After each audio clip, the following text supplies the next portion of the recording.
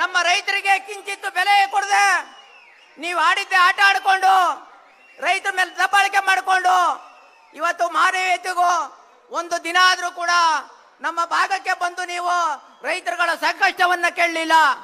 ಯಾಕೆ ನಿಮ್ಗೆ ಓಟ್ ಹಾಕ್ಲಿವ ನಾವು? ರೈತರು ಅಂದ್ರೆ ಗುಲಾಮ್ರ? ಇವತ್ತು ರೈತ ಅಂದ್ರೆ ದೇಶದ ಬೆನ್ನೆಲುಬು ಅಂತ ಹೇಳ್ತೀರಿ, ಸಂವಿಧಾನದ ಹೆಸರಲ್ಲಿ ಪ್ರಮಾಣ ವಚನ ಮಾಡ್ತೀರಿ, ರೈತರ ಹೆಸರಿನಲ್ಲಿ ಪ್ರಮಾಣವನ್ನ ಮಾಡ್ತೀರಿ. ಆದ್ರೆ ಇವತ್ತು ರೈತರ ಬೆನ್ನು ಮೂಳೆ ಮುರಿತಕ್ಕಂಥ ಕೆಲಸವನ್ನ ಮಾಡ್ತಾ ಇದ್ದೀರಿ. ಮಾನ್ಯ ಮುಖ್ಯಮಂತ್ರಿಗಳೇ, ನೀವು ಒಂದ್ ಕಡೆ ಕನಕಪುರ ಭಾಗಕ್ಕೆ ಹೋಗ್ತೀರಾ, ರೈತರಿಗೆ ಚಿನ್ನದ ಬೆಲೆ ಬರ್ತದೆ ಜಮೀನು ಮಾಡಬೇಡ್ರಿ ಅಂತೀರಿ.